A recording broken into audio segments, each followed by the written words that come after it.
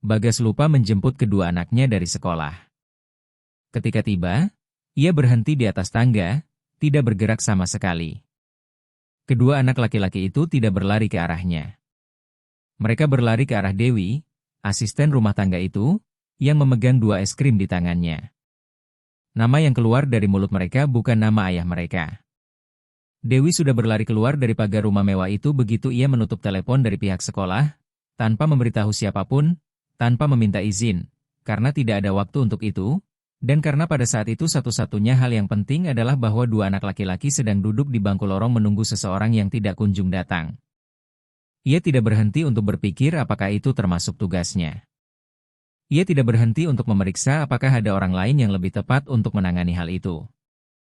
Ia tidak terus memandangi HP-nya, menunggu Bagas mengangkat untuk keempat kalinya, karena 3 panggilan tanpa jawaban sudah cukup menjadi jawaban. Ia hanya mengambil tas yang tergantung di gantungan dapur, memberitahu Bu Ratna lewat WhatsApp bahwa ia perlu meminjam mobilnya, dan keluar melalui pintu belakang dengan kunci di tangan dan jantung berdetak dalam ritme yang bukan karena takut, melainkan karena tergesa. Itulah jenis tergesa yang muncul ketika seseorang tahu persis apa yang harus dilakukan dan tidak menemukan alasan nyata untuk menunda. Sekolah itu berjarak sekitar 3 km dari rumah mewah tersebut. Perjalanan biasanya memakan waktu 18 menit dalam kemacetan Jakarta di jam itu. Dan Dewi menempuh perjalanan itu dalam 15 menit karena ia mendapat lampu hijau yang tepat dan karena ada tekad dalam dirinya yang tidak memberi ruang untuk ragu. Ketika masuk melalui pintu ruang tata usaha, Bu Yanti bangkit dari balik meja dengan ekspresi lega yang jelas terlihat, karena anak-anak sudah berada di sana selama 2 jam, dan wali murid yang terdaftar di sistem tidak mengangkat satupun dari ketiga panggilan itu. Dewi langsung menuju bangku tempat keduanya duduk. Rizky duduk dengan tangan terkait di pangkuan, mata terpaku ke lantai, rahang sedikit mengatuk, seperti cara anak-anak yang lebih besar mengatuk ketika mereka menahan sesuatu yang tidak ingin mereka keluarkan di depan orang asing. Naufal duduk di sebelahnya dengan tas di pangkuan, mengayun-ayunkan kaki yang tidak menyentuh lantai, memandang ke arah pintu setiap kali ada suara yang datang dari lorong, dengan harapan khas anak kecil yang masih percaya bahwa orang yang ditunggu akan muncul saat pintu terbuka berikutnya. Ketika melihat Dewi masuk, ia melempar tasnya ke lantai dan melompat turun dari bangku. Dewi membungkuk sebelum Naufal sampai ke dekatnya, membuka kedua tangannya, dan Naufal masuk ke dalam pelukan itu dengan seluruh berat tubuhnya, tanpa menahan apapun, tanpa mengukur. Ia hanya pergi. Rizky lebih lama, ia memandang sejenak, lalu berdiri perlahan dan berjalan ke arahnya.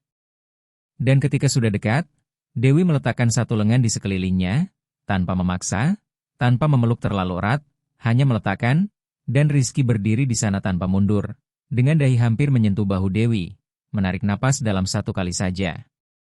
Dan napas itu mengatakan semua yang tidak akan ia ucapkan dengan suara keras. Dewi berpelukan dengan keduanya untuk waktu yang tidak sebentar, merasakan berat keduanya di tubuhnya, bau sekolah, bau bekal yang tersimpan di dalam tas sejak awal hari, bau anak yang menunggu terlalu lama di tempat yang bukan tempat yang tepat untuk menunggu. Dan ia tidak berkata apa-apa, karena tidak ada yang perlu dikatakan yang belum dikatakan oleh pelukan itu dengan lebih tepat daripada kata-kata manapun yang bisa ia pilih. Ketika melepaskan keduanya, ia merapikan tas Rizky di bahunya dengan kedua tangan, memeriksa resleting tas Naufal, mengucapkan terima kasih kepada Bu Yanti yang masih berada di balik meja, mengamati segalanya dengan rasa ingin tahu yang halus dari seseorang yang menyaksikan sesuatu yang tidak ia duga akan dilihat, dan hanya berkata, "Ayo." Tidak ada kemarahan dalam kata ayo itu. Tidak ada tuntutan, tidak ada beban sama sekali. Itu hanya suara seseorang yang ada di sana dan yang akan terus ada. Dan kedua anak laki-laki itu mendengar itu dan berjalan masing-masing di satu sisinya. Naufal memegang ujung celemek Dewi, tanpa menyadari bahwa ia melakukan itu, melewati lorong sekolah menuju pintu keluar dengan langkah yang dimiliki anak-anak ketika mereka merasa lega, tetapi belum bisa menamai rasa lega itu. Di dalam mobil, Naufal memandang keluar jendela dengan mata berbinar, seolah perjalanan itu adalah sesuatu yang baru, karena baginya apapun bisa menjadi hal baru ketika ia menginginkannya. Itu adalah salah satu sifatnya yang telah Dewi pelajari untuk dikenali dan yang ia anggap sebagai bagian paling jujur dari kepribadian anak itu. Rizky diam di sisi lain, dengan tas di pangkuan meskipun ada ruang untuk meletakkannya di bangku sebelah, dan memandang keluar jendela dengan cara yang bukan cara anak yang melihat pemandangan, melainkan cara seseorang yang sedang memproses sesuatu dalam diam yang belum siap menjadi percakapan. Dewi menyetir dengan pelan, memeriksa keduanya melalui kaca spion di setiap tikungan, dan ada ketegangan dalam tubuhnya yang tidak bisa ia lepaskan sepenuhnya. Karena ia tahu bahwa ketika sampai di rumah ia harus menghadapi situasi yang tidak sederhana. Ia bukan pengasuh anak-anak itu, ia adalah asisten rumah tangga di rumah itu. Ada garis antara keduanya dan ia telah melewati garis itu tanpa izin dan tanpa pemberitahuan dan ia sama sekali tidak menyesal. Tetapi ia tahu bahwa ia harus mempertanggungjawabkan hal itu dengan cara tertentu dan ia belum tahu bagaimana itu akan berakhir.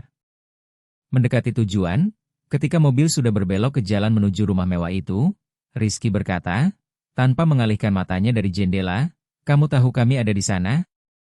Dewi memandangnya melalui kaca spion. "Pihak sekolah meneleponku.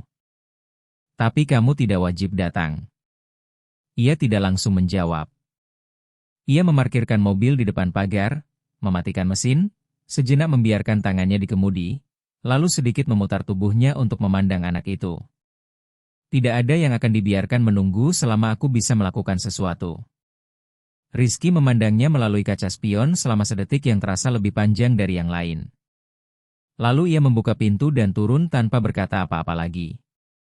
Tetapi ada sesuatu dalam cara ia turun, dalam cara ia merapikan tas di bahunya dan menunggu Naufal keluar dari sisi lain, yang berbeda dari ketika ia masuk ke dalam mobil. Dan Dewi memperhatikan hal itu dan menyimpannya tanpa berkomentar. Di dalam rumah mewah itu, ia menyiapkan camilan cepat, mendudukkan keduanya di meja, membuat Milo panas untuk Naufal yang terbangun ketika masuk rumah dengan wajah kusut karena tertidur di bangku mobil, lalu pergi ke freezer mengambil 2 es krim. Karena hari itu hari Jumat dan karena hari itu sudah terlalu panjang untuk diakhiri tanpa satu hal baik pun di penghujungnya. Rizky makan es krim dengan perlahan, dengan perhatian berlebihan untuk sesuatu yang sesederhana itu, menjilati tepi konnya, seolah ia sedang menyibukkan mulutnya agar tidak perlu menggunakannya untuk hal lain. Naufal makan sambil tertawa, dengan es krim yang meluncur di pergelangan tangannya, tanpa peduli, karena Naufal memang tidak peduli dengan hal semacam itu. Ia adalah tipe anak yang hidup di dalam momen tanpa membawa beban dari apa yang telah terjadi sebelumnya atau apa yang mungkin terjadi sesudahnya. Dan ada sesuatu dalam sifat itu yang menurut Dewi sekaligus indah dan perlu, seolah ia adalah penyeimbang alami bagi kakaknya yang lebih tua. Dewi berdiri bersandar di meja dapur, memandang keduanya dan berpikir bahwa ada sesuatu yang sangat salah di rumah itu, yang tidak ada hubungannya dengan pekerjaan bersih-bersih yang ia lakukan setiap hari. Ada keheningan di tempat yang salah. Rumah itu besar, terawat, dengan segalanya berfungsi dan segalanya pada tempatnya. Namun tetap saja ada keheningan di sudut-sudutnya yang bukan keheningan kedamaian, melainkan keheningan ketidakhadiran. Dan anak-anak itu membawa keheningan itu di dalam tubuh mereka dengan cara yang Dewi kenali karena ia tumbuh dekat dengan keheningan-keheningan serupa dan tahu persis beban yang mereka bawa. Bagas tiba 40 menit kemudian. Ia mendengar mobil masuk melalui pagar, mendengar pintu mobil menutup, mendengar langkah-langkah di lorong berkeramik yang menuju ke pintu masuk utama, dan ia keluar ke teras dengan kedua anak laki-laki di sisinya, karena ia telah memutuskan bahwa ia tidak akan menunggu untuk dipanggil. Karena jika ia menunggu untuk dipanggil, mungkin percakapan itu tidak akan terjadi dengan cara yang perlu terjadi, dan ia tidak ingin hal itu berlalu tanpa penyelesaian. Kedua anak laki-laki itu masih memegang es krim di tangan mereka. Rizky dengan es krimnya yang hampir habis, Naufal dengan es krimnya yang baru setengah, dan es krim itu meleleh di kon dengan kecepatan yang tidak bisa ia imbangi. Bagas menaiki anak tangga dengan tas kerja di tangan dan blazer terkancing seperti biasa dan berhenti ketika melihat mereka di teras. Ia berdiri di atas tangga untuk waktu yang cukup lama sehingga semua orang menyadari bahwa ia memang berdiri di sana.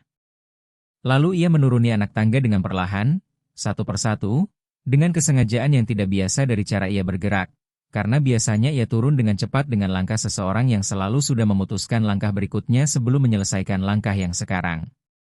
Ketika sudah dekat, Naufal menghampirinya, memeluk kakinya dengan cepat dengan kon es krim masih di tangan, mengotori celana blazernya tanpa menyadarinya, lalu kembali ke dekat Dewi sesaat kemudian, seolah ia telah memenuhi suatu protokol dan sekarang bisa kembali ke tempat yang ia inginkan. Rizky tidak bergerak. Ia tetap di tempatnya, dengan es krim di tangan, memandang ayahnya dengan ekspresi yang bukan kemarahan, karena kemarahan masih akan memiliki kehangatan, memiliki gerakan, memiliki urgensi. Dan apa yang ada di wajah Rizky lebih dingin dari itu. Itu adalah tatapan seorang anak yang telah belajar untuk tidak terlalu berharap, karena ia sudah pernah berharap dengan segenap yang ia punya dan itu tidak ada gunanya. Bagas melihat semua itu. Ia berdiri di teras, memandang anak-anaknya, memandang Dewi, dan ada sesuatu di wajahnya yang berbeda dari ekspresi yang ia gunakan di tempat kerja dan berbeda dari ekspresi yang ia gunakan ketika tiba di rumah biasanya. Sesuatu yang lebih terbuka, lebih tanpa perlindungan, seperti seseorang yang sedang dijangkau oleh sebuah kenyataan yang telah berada di luar terlalu lama dan yang pada saat itu tidak bisa lagi terus dipertahankan di luar. Aku tahu terlambat, katanya. Dan suaranya keluar pelan, tanpa bobot eksekutif yang biasanya ia miliki. Rizky memandangnya dengan mata yang tidak berkedip. 2 jam, ayah. Kami duduk 2 jam di sana menunggu. Bagas menutup matanya selama sedetik. Hanya sedetik, lalu membuka dan tidak berkata apa-apa lagi. Ia langsung mengalihkan pandangannya ke Dewi. Terima kasih. Ia tidak menjawab. Bukan saat yang tepat untuk menjawab dan ia tahu itu. Ia mengambil tas kedua anak itu dari lantai, menyerahkan satu untuk masing-masing anak dengan gerakan yang tenang dan langsung, lalu berkata bahwa ia akan menyiapkan makan malam. Ia membalikkan badan dan masuk ke dalam rumah mewah itu tanpa tergesa dan tanpa drama. Dan saat ia melewati lorong, ia mendengar keheningan yang tertinggal di luar antara Bagas dan anak-anak itu. Dan keheningan itu lebih berat dan lebih jujur dari perdebatan manapun yang mungkin terjadi sebagai gantinya. Malam itu, setelah anak-anak tidur dan rumah mewah itu memiliki ketenangan khas rumah-rumah besar setelah tengah malam, Bagas pergi ke dapur. Dewi sedang menyelesaikan membereskan wastafel, tangannya masih basah, lap piring di bahunya, ketika ia mendengar langkah-langkah di lorong dan berbalik. Bagas tidak mengenakan jasnya, kemejanya sedikit terbuka di kancing pertama kerahnya, dan ia tampak lebih kecil dari biasanya ketika ia berpakaian lengkap. Ia tampak hanya seperti seorang pria lelah di dapur yang besar, yang tidak tahu persis bagaimana memulai apa yang ia datang untuk katakan. Ia berdiri di dekat pintu selama beberapa saat yang bukan karena ragu-ragu, melainkan karena seseorang yang sedang mengumpulkan kata-kata yang tepat dalam urutan yang tepat. Kamu tidak wajib pergi menjemput mereka. Dewi mengeringkan tangannya di lap piring, melipat lap itu dengan hati-hati, dan meletakkannya di tepi wastafel. Aku tahu itu. Lalu kenapa kamu pergi? Ia memandangnya dengan kejernihan yang tidak mengandung penilaian, hanya mengandung jawaban. Karena mereka sendirian dan aku bisa pergi. Tidak perlu alasan lebih dari itu. Bagas diam untuk beberapa saat setelah ia mengatakan itu, seolah ia sedang melewatkan kalimat itu melalui semacam filter internal. Lalu ia berkata dengan suara yang masih pelan, ini tidak akan terjadi lagi. Dewi mengambil jaketnya yang terlipat di kursi dan berjalan menuju pintu. Dan ketika ia melewatinya, ia menyebut namanya dengan ketegasan yang bukan ketegasan majikan. Ia berhenti, tetapi tidak langsung berbalik. Dewi, ini tidak akan terjadi lagi. Ia berbalik, memandangnya selama 2 detik yang terasa utuh, lalu keluar tanpa menjawab, karena ada hal-hal yang hanya bisa dibuktikan oleh waktu. Dan ia sudah belajar sejak lama bahwa kata-kata yang diucapkan di malam hari di sebuah dapur memerlukan hari-hari yang terang untuk memastikan apakah itu benar. Dalam hari-hari berikutnya, sesuatu berubah dalam ritme rumah itu dengan cara yang tidak diumumkan, tidak dinyatakan, hanya muncul begitu saja. Bagas mulai pulang lebih awal, tidak setiap hari, tidak secara sempurna, tetapi dengan frekuensi yang sebelumnya sama sekali tidak ada dalam rutinitas itu. Pada hari Selasa, ia tiba pukul 6 sore dan langsung pergi ke kamar anak-anak, tanpa singgah di dapur, tanpa memeriksa HP di lorong, seperti yang selalu ia lakukan. Pada hari Kamis, ia tiba pukul 5:30, duduk bersama Rizky dan Naufal di meja untuk makan malam, dan ada sesuatu dalam makan malam itu yang berbeda dari yang lain, karena ia tetap sampai selesai, tanpa berdiri di tengah jalan, tanpa mengangkat telepon, dengan HP terbalik di atas meja. Dan ketika Naufal menumpahkan gelas jus jeruknya, ia tidak menampilkan ekspresi tegang yang selalu muncul ketika sesuatu di luar kendali terjadi. Ia hanya mengambil serbet dan membersihkannya bersama anaknya. Dewi melayani, membereskan, mengatur, dan tidak berkata apa-apa, Tetapi mengamati segalanya dengan perhatian seseorang yang telah belajar bahwa perubahan nyata tidak diumumkan dengan pidato. Perubahan itu muncul dalam gestur-gestur kecil, dalam apa yang dilakukan orang ketika mereka pikir tidak ada yang melihat dengan cukup perhatian untuk mencatat. Pada suatu sore di hari Rabu, saat ia sedang mengepel lorong di lantai 2, Dewi mendengar pintu ruang kerja terbuka dan Bagas hampir tersandung ember yang ada di tengah jalan. Ia meminta maaf dengan suara yang wajar, tanpa iritasi, tanpa nada yang sedikit tergesa-gesa yang biasa ia gunakan ketika ia sedang di tengah sesuatu dan terganggu. Dewi berkata tidak apa-apa dan pergi menarik ember ke samping. Dan ketika ia berdiri, Bagas masih berdiri di sana, memandangnya dengan cara yang berbeda dari semua hari-hari sebelumnya. Bukan tatapan seseorang yang sedang memeriksa apakah pekerjaan dilakukan dengan benar. Itu adalah tatapan seseorang yang sedang melihat seseorang dengan perhatian nyata, jenis perhatian yang jarang dimiliki orang, karena mereka jarang berhenti cukup lama untuk memilikinya. Sudah berapa lama kamu bekerja di sini? Pertanyaan itu keluar dengan rasa ingin tahu yang tidak ada hubungannya dengan protokol. 2 tahun 3 bulan. Ia memandangnya sejenak, seolah sedang menempatkan angka itu di samping sesuatu yang sedang ia pikirkan. Kamu punya keluarga di sini di Jakarta? Ada, ibuku. Hanya dia? Hanya dia?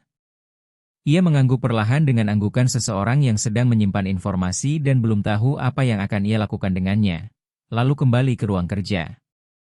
Dewi melanjutkan mengepel lorong, tetapi ada sesuatu yang berbeda di udara ruang itu yang tidak bisa ia namai dengan tepat dan yang tetap bersamanya sepanjang sisa hari itu seperti sebuah pertanyaan yang belum memiliki bentuk yang jelas, tetapi ada di sana. Beberapa minggu kemudian, Bagas memanggil Dewi ke ruang tamu. Ia masuk dengan berpikir bahwa itu tentang suatu detail rumah, instruksi baru, keluhan tentang suatu ruangan yang ada sesuatu yang tidak pada tempatnya, jenis percakapan yang telah ia lakukan puluhan kali dalam pekerjaan itu. Tetapi ia tidak berdiri seperti saat membahas urusan pekerjaan. Ia duduk di sofa dengan siku bertumpu di lutut dan tangan terjalin di depan tubuhnya. Dan ada keseriusan di wajahnya yang bukan keseriusan majikan, melainkan keseriusan seseorang yang akan mengatakan sesuatu yang telah membutuhkan waktu untuk diputuskan. Duduklah, katanya. Undangan untuk duduk di sofa itu belum pernah terjadi sebelumnya dalam 2 tahun 3 bulan. Dewi duduk di ujung kursi di sebelahnya, dengan punggung tegak dan tangan di pangkuan, lalu menunggu. Aku ingin menceritakan sesuatu yang bukan kewajiban kamu untuk tahu, tapi yang aku rasa kamu layak untuk tahu. Ia diam. Ibu anak-anak itu pergi 1 tahun 4 bulan lalu. Bukan sesuatu yang terjadi tiba-tiba. Itu adalah kepergian yang ia pilih karena alasan-alasan yang aku mengerti. Tetapi anak-anak itu belum bisa mengerti dan aku telah gagal bagi mereka dengan cara yang aku tahu aku gagal dan aku belum menemukan cara untuk berhenti. Dewi memandangnya tanpa mengalihkan pandangan. Kenapa kamu menceritakan ini kepadaku? Karena kamu melakukan lebih banyak untuk mereka daripada yang aku lakukan. Dan aku perlu kamu tahu bahwa aku melihat itu, bahwa aku tidak buta terhadap apa yang terjadi di dalam rumahku sendiri. Dewi diam selama beberapa detik yang terasa utuh dan perlu. Lalu berkata dengan suara yang langsung dan tanpa hiasan apapun. Bagas, aku merawat rumahmu karena itu pekerjaanku dan karena aku benar-benar menyayangi anak-anak ini.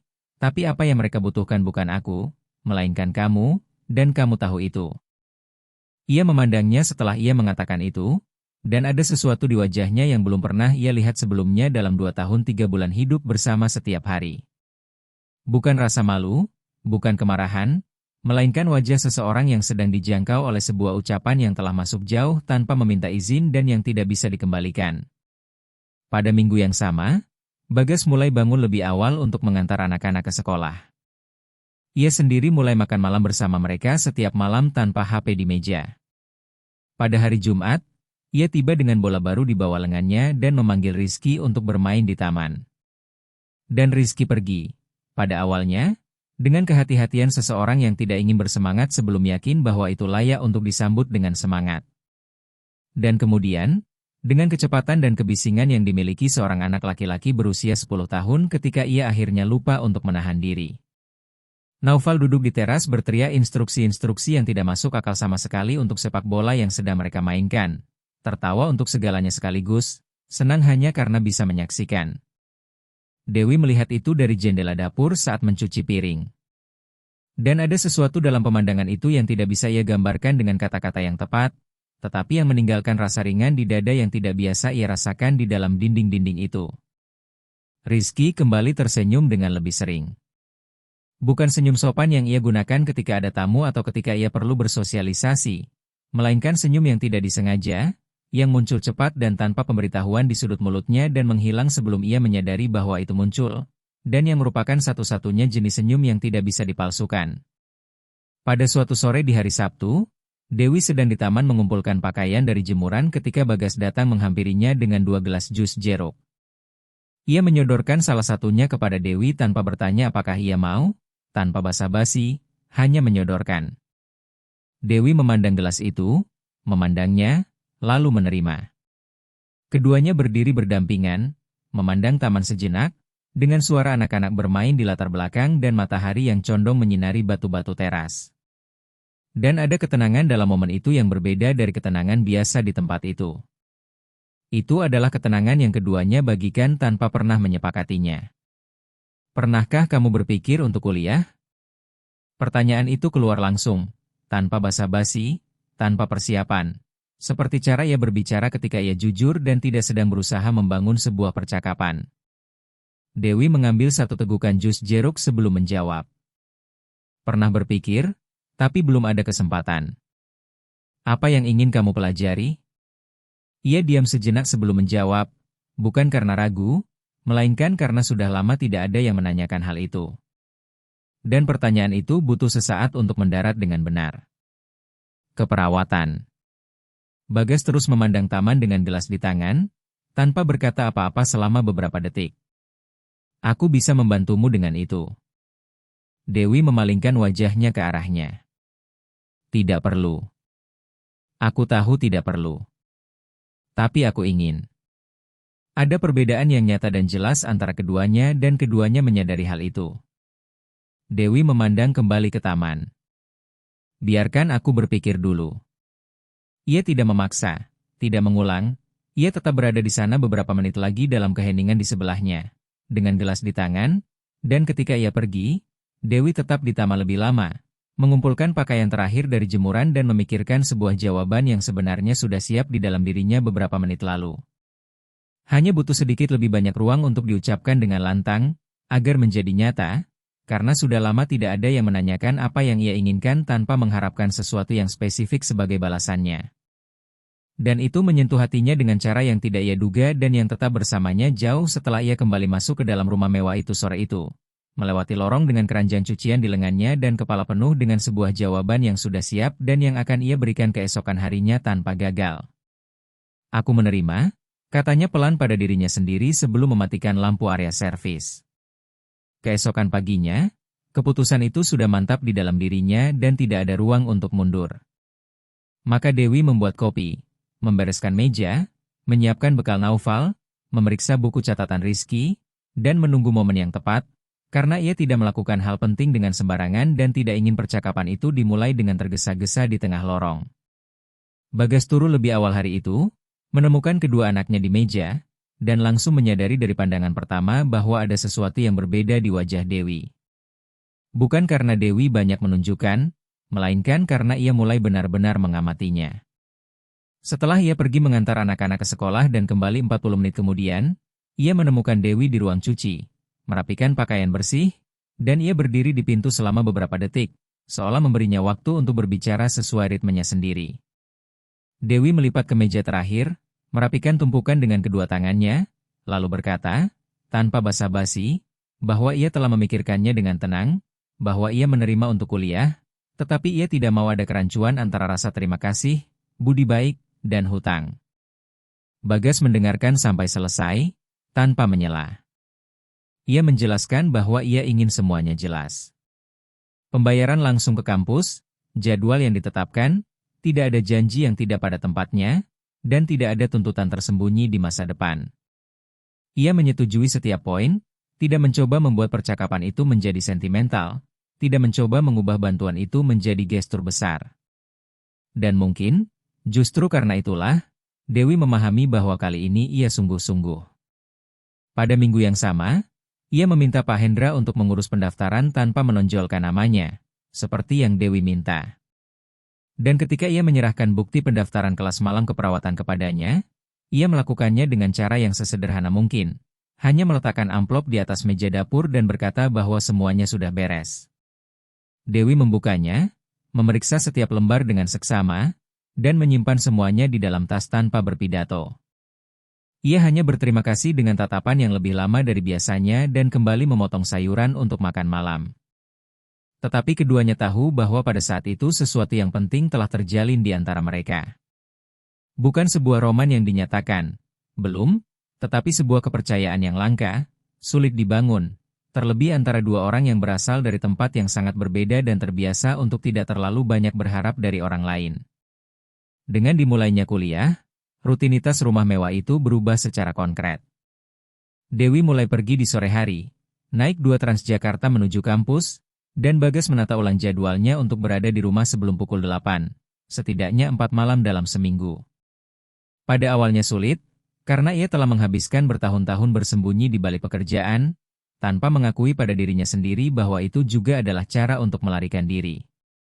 Sekarang, duduk di meja bersama anak-anaknya, membantu Naufal makan sup ayam tanpa menumpahkan semuanya ke baju, dan memeriksa perkalian Rizky di buku catatan, ia melihat dengan jelas betapa banyak yang telah ia lewatkan.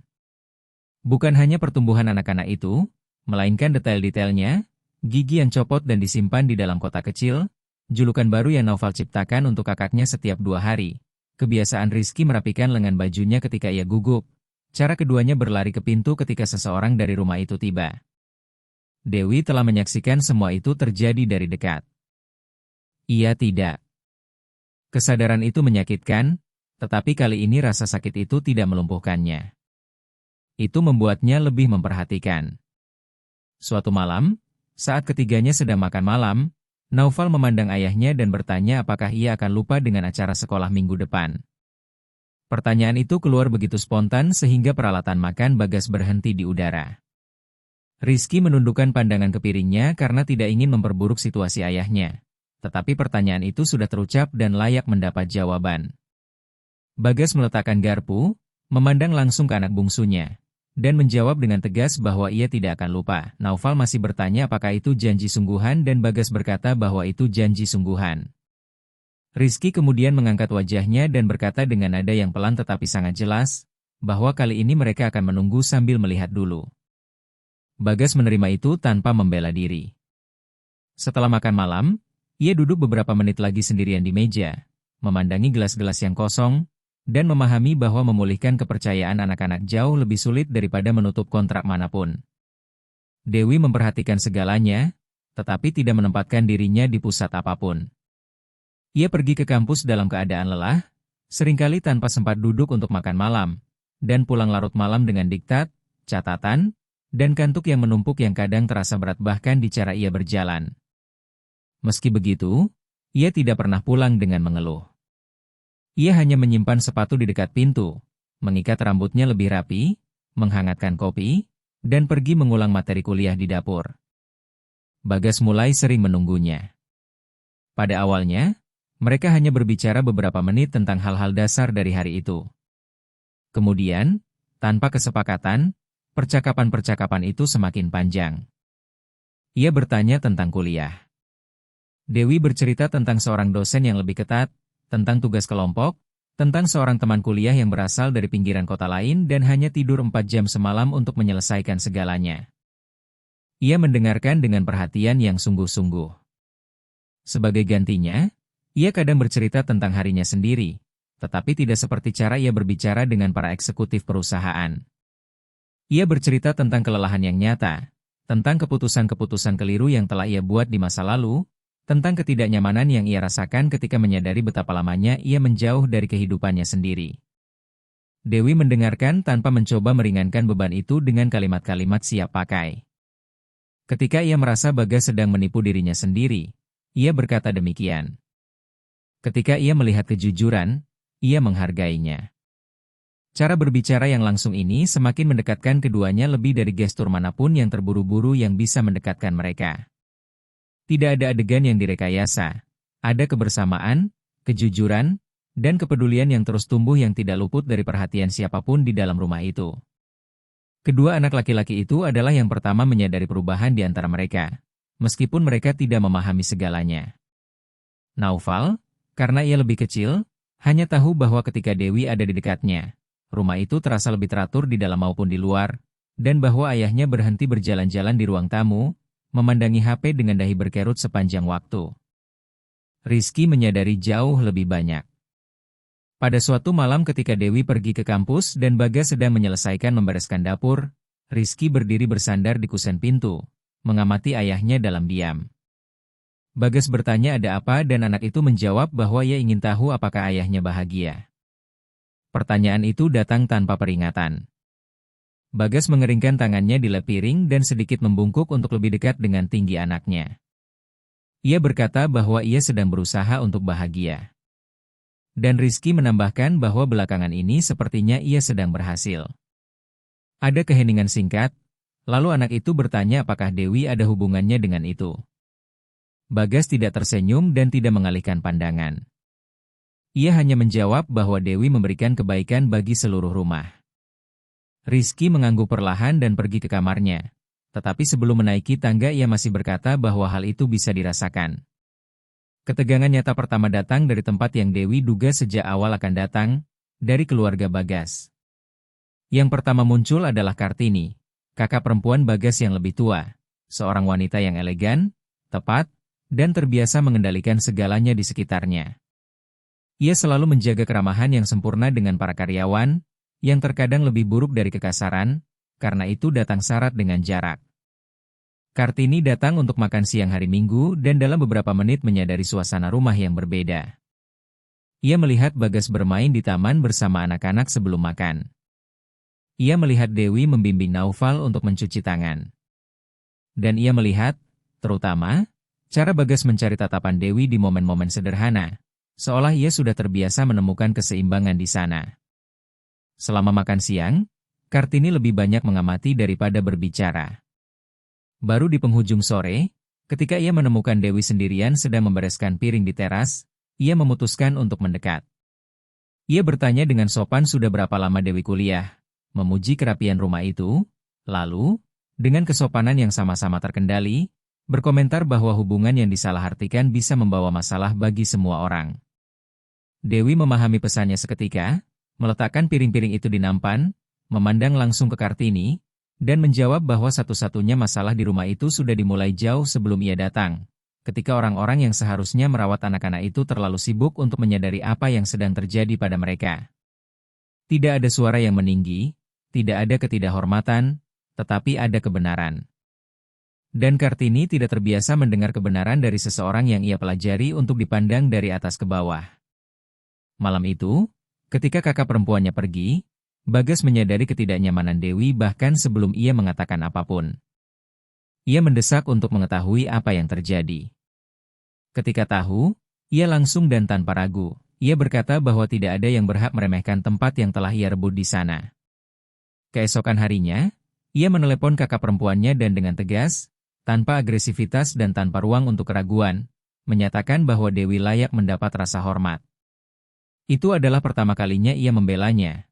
Bukan karena sopan santun, bukan karena rasa terima kasih, melainkan karena perasaan, karena keyakinan. Dan Dewi mengetahui hal itu ketika ia menceritakan percakapan itu di malam hari di dapur dengan keseriusan yang tidak meminta tepuk tangan. Ia mendengarkan, diam selama beberapa detik, lalu menjawab hanya bahwa ia tidak ingin menjadi penyebab pertengkaran antara kakak beradik. Bagas berkata bahwa itu bukan pertengkaran, itu adalah batasan. Dewi menyimpan kalimat itu dengan lebih banyak kehati-hatian daripada yang ia perlihatkan. Sementara itu, kuliah mulai menunjukkan beban nyata dari jalan baru yang ia pilih. Kelas praktik menuntut berjam-jam belajar, ujian yang panjang, tugas kelompok, dan konsentrasi yang semakin sulit dipertahankan ketika tubuh sudah kelelahan. Meski begitu, Dewi terus melangkah. Ia bangun pagi, bekerja sepanjang hari, pergi hampir berlari ke kuliah, makan apa saja di perjalanan, dan pulang larut untuk mengulang materi. Pada beberapa malam, Ia duduk di meja dapur dengan buku catatan terbuka dan hampir tidak bisa mempertahankan matanya tetap fokus pada catatan-catatan itu. Bagas mulai menyadari batasnya. Tanpa membuat pertunjukan, ia mulai memudahkan semua yang bisa ia mudahkan. Ia menyiapkan camilan. Sebelum Dewi pergi, ia menyediakan GrabCar pada malam-malam yang lebih berbahaya atau lebih hujan, agar Dewi tidak naik kendaraan umum terlalu larut. Ia sepenuhnya mengambil alih rutinitas anak-anak di hari-hari itu. Dan lebih dari satu kali, ia tetap terjaga hingga setelah tengah malam hanya untuk menemani saat Dewi belajar. Suatu kali, setelah ujian yang sangat sulit, Dewi masuk rumah dengan wajah lesu dan langsung menuju wastafel untuk mengambil air. Bagas sedang menunggu di dapur dan menyadari bahwa ada sesuatu yang tidak beres. Ia bertanya apakah Dewi ingin berbicara. Dewi menjawab bahwa ia lelah harus selalu kuat setiap saat. Kalimat itu keluar pelan, tanpa drama, tetapi beratnya memenuhi seluruh dapur. Bagas tidak mencoba menghibur dengan kalimat-kalimat kosong, ia menarik kursi di depannya, duduk, dan berkata bahwa Dewi tidak perlu selalu kuat di sini. Dewi mengalihkan pandangan sejenak, seolah izin itu lebih sulit diterima daripada masalah praktis manapun. Mereka diam beberapa menit, sampai Dewi menarik napas dalam, mengambil tegukan air, dan bercerita bahwa ia takut tidak sanggup, takut mengecewakan dirinya sendiri, takut terlalu mencampur adukan pekerjaan, studi, dan perasaan.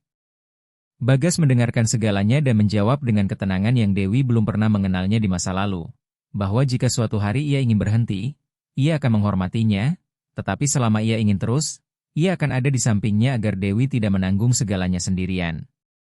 Tidak ada pernyataan cinta dalam ucapan itu, tetapi ada sesuatu yang lebih serius dari dorongan sesaat. Dan Dewi keluar dari percakapan itu dengan perasaan yang lebih ringan di dalam. Situasinya menjadi lebih rumit ketika Sari, ibu anak-anak itu, kembali mencari Bagas. Pertama ia mengirim pesan-pesan singkat menanyakan tentang sekolah, tentang kesehatan mereka, tentang rutinitas. Kemudian ia meminta untuk bertemu dengan anak-anak. Bagas tidak langsung menceritakannya kepada siapapun, karena ia tahu bahwa gerakan yang terburu-buru bisa mengguncang semua orang di dalam rumah itu. Tetapi kegelisahan itu muncul padanya dengan cepat. Ia kembali berjalan-jalan di ruang kerja dengan dahi berkerut, mulai menghabiskan beberapa menit lebih lama memandangi layar HP-nya, dan kehilangan sedikit dari kestabilan yang telah ia bangun dengan susah payah itu. Dewi menyadarinya sebelum siapapun, menunggu sampai anak-anak tidur, lalu langsung bertanya apa yang sedang terjadi. Bagas menceritakannya.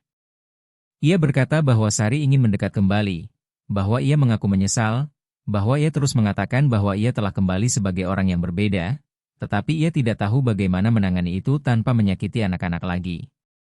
Dewi mendengarkan dalam diam, dengan seluruh tubuhnya waspada. Lalu ia mengatakan apa yang perlu dikatakan. Ia berkata bahwa kehadiran tidak bisa diperlakukan sebagai percobaan, bahwa anak-anak bukan tempat untuk pengalaman emosional orang dewasa, dan bahwa jika Sari benar-benar ingin mendekat, ia harus melakukannya sesuai ritme anak-anaknya, bukan ritmenya sendiri. Bagas setuju. Ia meminta pendapat tentang pertemuan pertama dan meskipun ia tahu bahwa masalah itu menyentuh tempat yang Dewi miliki di rumah itu, Dewi benar-benar bersikap adil. Ia tidak menempatkan dirinya sebagai saingan, tidak mencoba menghalangi, hanya meminta Bagas untuk jujur kepada anak-anak dan tidak menjanjikan apa yang tidak bisa ia jamin. Pada malam itulah Bagas memahami, mungkin untuk pertama kalinya dengan kejelasan total, besarnya martabat Dewi. Dewi bisa saja bertindak dengan ketidakamanan, dengan kecemburuan, atau dengan ketakutan. Sebagai gantinya, ia memilih untuk melindungi anak-anak. Itu menyentuhnya dalam. Pertemuan pertama dengan Sari terjadi di sebuah kafe yang tenang pada Sabtu sore. Bagas membawa anak-anak dan berada bersama mereka sepanjang waktu. Dewi tidak pergi karena ia merasa itu bukan tempat yang tepat untuk ia berada. Tetapi ia yang menyiapkan Naufal dan Rizky sebelum mereka berangkat. Dewi berlutut di depan keduanya, merapikan kerah kemeja Rizky, membersihkan sudut mulut Naufal dengan ujung serbet, dan berkata bahwa mereka tidak perlu berpura-pura apapun, bahwa mereka boleh merasa senang, bingung, diam, atau sedih, bahwa perasaan apapun yang mereka rasakan adalah sah. Naufal memeluk Dewi sebelum masuk ke dalam mobil. Rizky hanya memandangnya selama 2 detik, Tetapi dalam tatapan itu ada sebuah permohonan diam agar Dewi ada di sana saat mereka kembali. Dan Dewi memang ada. Ketika mobil masuk melalui pagar di penghujung sore, Naufal turun dalam keadaan diam, yang sudah merupakan sebuah pertanda. Rizky masuk ke dalam rumah tanpa berbicara dengan siapapun dan langsung naik ke kamarnya. Bagas berdiri di teras sejenak sebelum masuk, dengan wajah seseorang yang baru saja mengonfirmasi ketakutan lama. Dewi menunggu, tidak menekan, dan baru setelah beberapa menit pergi ke dapur, di mana Bagas berdiri bertumpu pada meja dapur dengan kedua tangannya. Ia berkata dengan suara pelan bahwa itu lebih buruk dari yang ia bayangkan. Sari berusaha bersikap hangat, berusaha memulihkan keintiman terlalu cepat, berusaha menanyakan kenangan lama, seolah waktu tidak pernah berlalu. Naufal tidak tahu harus bereaksi bagaimana. Rizky menutup diri. Ketika mereka kembali ke rumah, ia tidak mau bahkan memandang ayahnya. Beberapa menit kemudian, Dewi naik dalam keheningan dan mengetuk pintu kamar anak itu. Ia menemukan Rizky duduk di tempat tidur, masih berseragam, menatap dinding. Ia duduk di sebelahnya, tanpa langsung menyentuhnya. Ia menunggu. Setelah beberapa saat, Rizky bertanya apakah salah jika marah kepada ibu sendiri.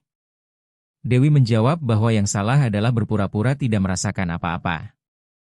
Rizky kemudian berkata bahwa yang paling berat bukan kemarahannya, melainkan ketakutan untuk bersemangat lalu kecewa lagi. Kalimat itu keluar bersih, lurus, dan membuat Dewi memahami sejauh mana rasa sakit anak itu telah pergi. Dewi berkata bahwa tidak ada yang akan memaksanya untuk merasa percaya sebelum waktunya, bahwa ia bisa berjalan pelan-pelan, dan bahwa ayahnya pun sedang belajar untuk memperbaiki diri. Rizky menarik napas dalam dan bertanya apakah Dewi akan tetap ada meskipun segalanya berubah.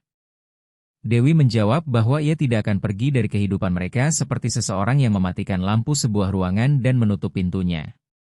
Anak itu tidak tersenyum, tetapi untuk pertama kalinya sejak ia kembali, bahunya mengendur. Pertemuan-pertemuan berikutnya dengan Sari lebih hati-hati, lebih singkat, dan lebih tidak ambisius. Sari sendiri menyadari bahwa ia tidak punya hak untuk menuntut kedekatan yang langsung. Hal itu sedikit mengurangi ketegangan, tetapi tidak menghilangkan dampak yang ditimbulkan situasi itu di dalam rumah. Naufal menjadi lebih sensitif selama beberapa hari, ingin tidur dengan lampu lorong menyala, dan bertanya apakah ayahnya akan terus menjemputnya di sekolah.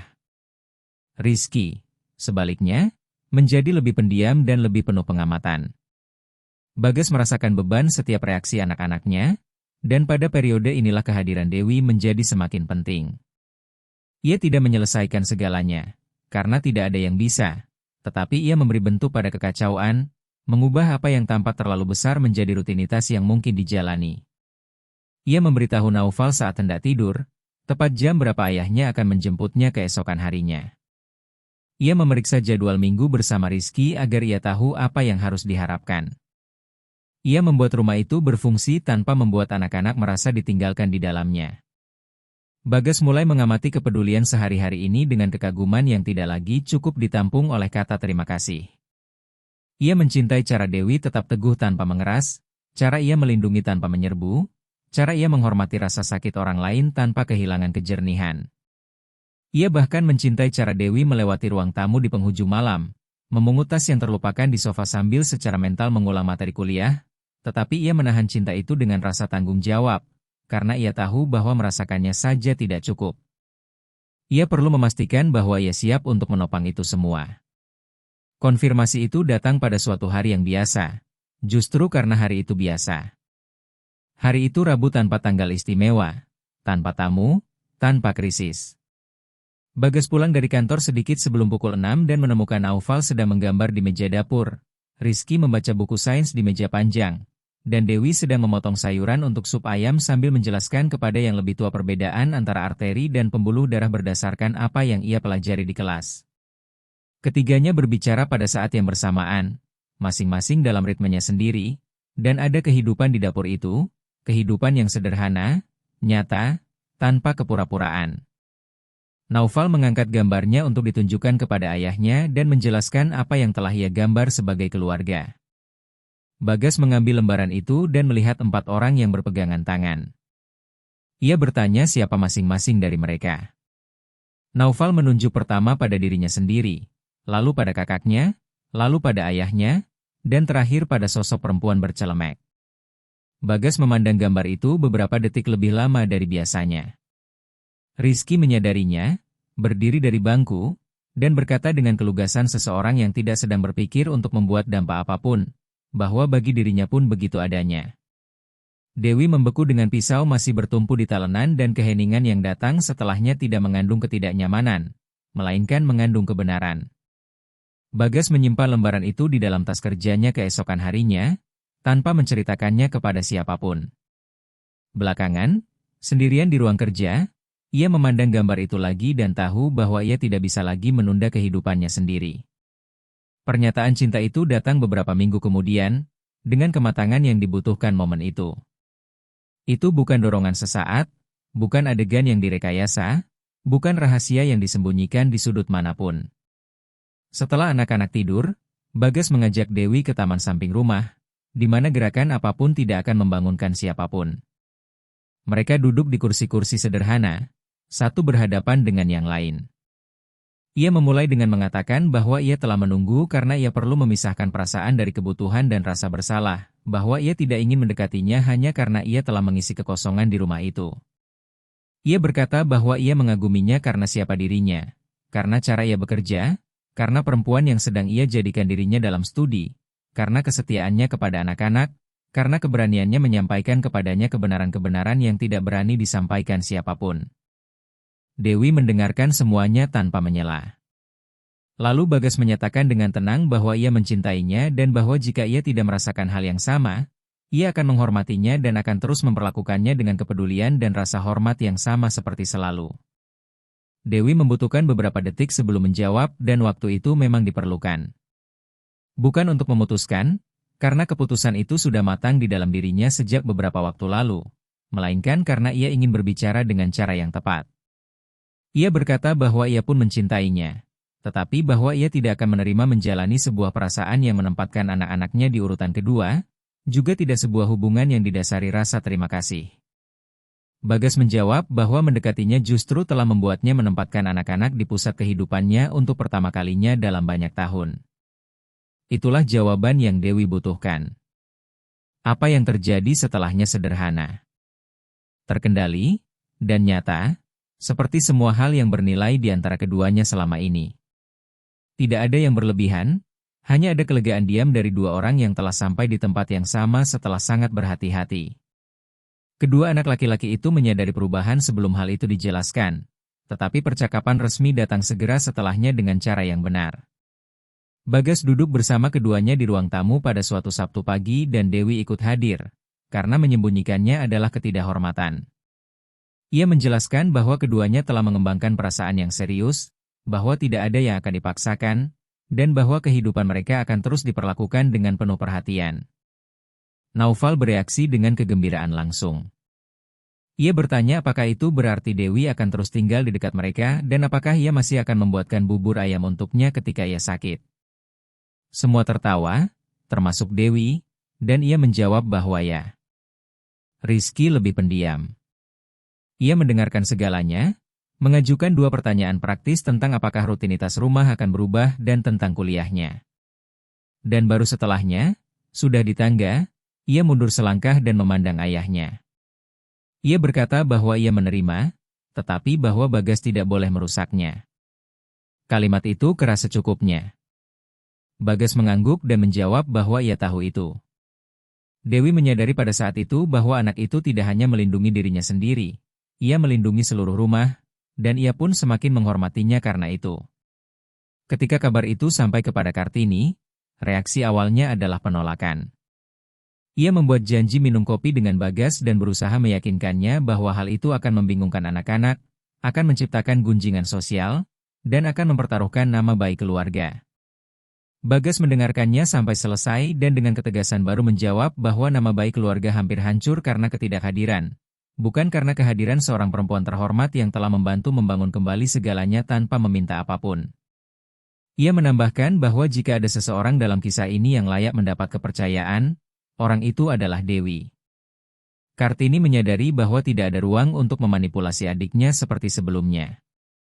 Butuh beberapa waktu, tetapi kebersamaan itu sendiri yang meruntuhkan penolakannya. Melihat bahwa anak-anak lebih tenang, bahwa Bagas lebih hadir, dan bahwa Dewi tidak pernah menggunakan hubungan itu untuk memaksakan diri atau merendahkan siapapun, Kartini mundur. Beberapa bulan kemudian, ia bahkan datang membawa modul belajar persiapan kuliah, dengan mengatakan bahwa mungkin itu berguna untuk tahap-tahap berikutnya. Dewi berterima kasih dengan sopan.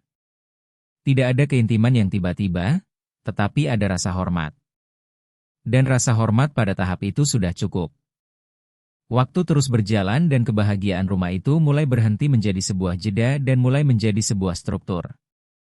Dewi menyelesaikan tahun pertama keperawatan di antara yang terbaik di kelasnya. Bagas berada di penonton pada upacara kecil kampus itu, di samping Rizky dan Naufal, ketika nama Dewi dipanggil untuk menerima penghargaan mahasiswa berprestasi. Naufal bertepuk tangan sambil berdiri sebelum semua orang. Rizky, lebih terkendali, bertepuk tangan dengan kebanggaan yang tampak bahkan dari cara ia mempertahankan dagunya tetap terangkat. Bagas merasakan pada saat itu sebuah emosi yang bersih, tanpa rasa bersalah, tanpa ketakutan, hanya kebanggaan terhadap perempuan yang ia cintai dan keluarga yang telah ia mampu bangun kembali bersamanya. Dalam perjalanan pulang, keempat orang itu berhenti di gerai es krim. Naufal menginginkan dua rasa. Rizky memesan yang paling sederhana dari semuanya. Bagas mengamati Dewi tertawa atas sesuatu yang konyol yang dilakukan anak yang lebih kecil itu dan berpikir, dengan ketenangan yang belum pernah ia kenal sebelumnya, bahwa memang beginilah seharusnya segalanya terjadi sejak lama. Lamaran itu datang hampir setahun setelah telepon pertama dari sekolah itu, tetapi datang dengan cara yang benar pula. Bagas menunggu sampai Dewi lebih maju dalam kuliahnya, lebih yakin dengan perjalanannya sendiri, dan kurang terbebani. Ia ingin keputusannya benar-benar bebas dalam segala hal. Pada suatu Sabtu sore, setelah acara pentas seni anak-anak, keempat orang itu kembali ke rumah dan berhenti di teras depan, tempat yang sama di mana segalanya mulai berubah. Naufal berlari duluan, lalu Rizky, keduanya masih berseragam, dan Dewi berdiri di hadapan mereka dengan dua es krim di tangannya, karena ia singgah di gerai es krim dalam perjalanan, persis seperti sore yang lain itu. Adegan itu hampir terulang, tetapi kini Bagas tidak berada jauh di atas tangga.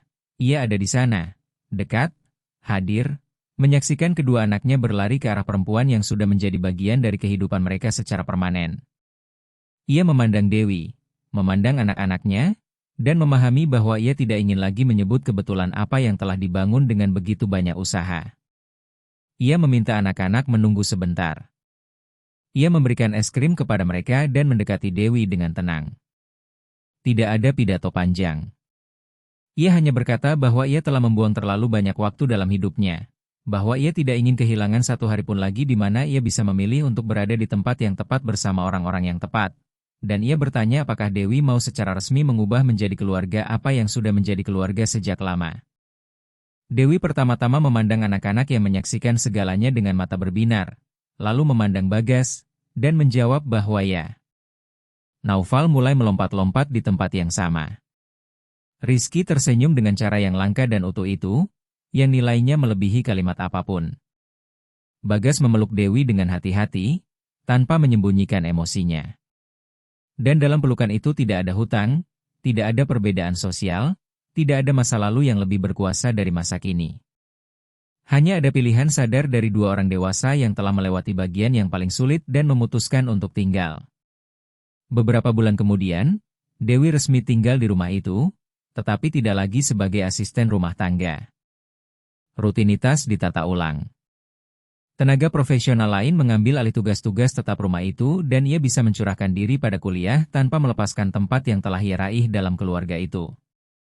Hal ini penting bagi semua orang, termasuk bagi dirinya sendiri, bukan karena pekerjaan sebelumnya merendahkan siapa dirinya, melainkan karena cinta yang mereka jalani tidak bisa terus terkurung dalam struktur lama yang tidak lagi sesuai dengan kebenaran. Bagas melakukan transisi ini dengan rasa hormat yang sebesar-besarnya, dengan kontrak yang diakhiri dengan benar, hak-hak yang dijamin, dan kepedulian agar Dewi tidak pernah merasa bahwa martabatnya sendiri telah dicampur-adukan dengan budi baik afektif manapun. Dewi menyadari kepedulian itu dan menghargainya lebih dari hadiah apapun. Rizky dan Naufal beradaptasi dengan cepat pada rutinitas baru, karena pada dasarnya itu hanya mengonfirmasi sesuatu yang keduanya sudah rasakan sejak lama. Rumah itu mendapat jenis gerakan yang lain. Pagi-pagi hari terus berlanjut dengan kesibukan. Malam-malam tetap penuh dengan pekerjaan rumah, seragam yang harus dicuci, pesan dari sekolah, ujian yang harus dipelajari, sendok yang terlupakan di ruang tamu, dan mainan yang tergeletak di lorong.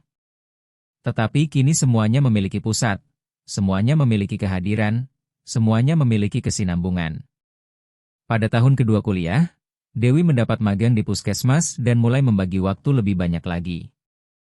Ada hari-hari yang sulit, malam-malam tanpa tidur, pagi-pagi di mana ia keluar rumah sebelum matahari terbit. Bagas mengambil alih lebih banyak, tanpa mengeluh. Ia bangun pagi, membuat kopi, membereskan anak-anak, mengantar keduanya ke sekolah, menyelesaikan jadwalnya sendiri, dan masih menemukan waktu untuk bertanya kepada Dewi apakah ia sudah makan sesuatu. Kedua anak laki-laki itu mulai melihat dalam diri ayah mereka sebuah teladan yang sebelumnya tidak mereka miliki. Hal itu mengubah segalanya. Rizky menjadi lebih ringan, lebih percaya diri, lebih baik di sekolah. Naufal tumbuh tanpa rasa takut yang konstan untuk dilupakan. Sari mempertahankan kehadiran yang mungkin, dengan kunjungan-kunjungan yang jujur, tanpa janji-janji yang tidak pada waktunya, dan itu pun membantu menyembuhkan apa yang sebelumnya tampak mustahil untuk ditata kembali. Tidak ada yang menjadi sempurna. Ada hari-hari yang buruk, keterlambatan, pertengkaran kecil, kelelahan, dan ketidakamanan. Tetapi perbedaannya adalah bahwa kini tidak ada lagi yang menghadapi hal-hal itu sendirian. Pada pesta wisuda sebuah tahap penting dari kuliah itu, Dewi naik ke panggung untuk menerima penghargaan sebagai mahasiswa berprestasi di antara mereka yang menyeimbangkan studi dan pekerjaan. Ketika ditanya siapa yang paling penting sehingga ia bisa sampai di sana, ia pertama-tama memandang penonton, menemukan Bagas, lalu anak-anak, dan menjawab bahwa tidak ada yang bisa bertahan sendirian terlalu lama, bahwa ia berhasil karena ia menemukan sebuah keluarga yang belajar untuk tumbuh bersama.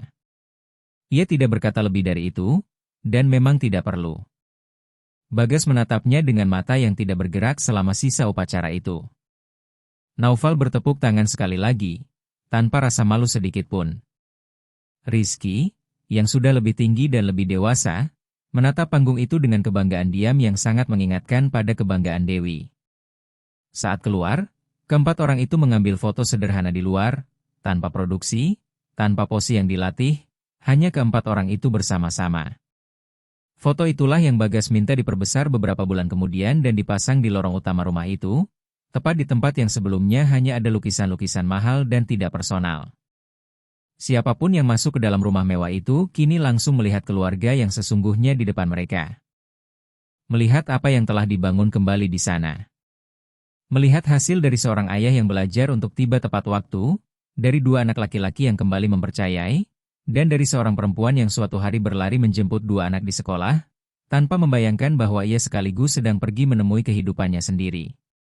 Bertahun-tahun kemudian, ketika seseorang bertanya kepada Rizky dan Naufal kapan kisah keluarga mereka benar-benar mulai berubah, keduanya selalu mengingat sore yang sama, teras yang sama, seragam yang sama, dan es krim yang sama di tangan Dewi. Perbedaannya adalah bahwa kali ini Bagas pun mengingat segalanya, karena ia akhirnya hadir pada saat kebahagiaan itu datang dan memutuskan untuk tinggal.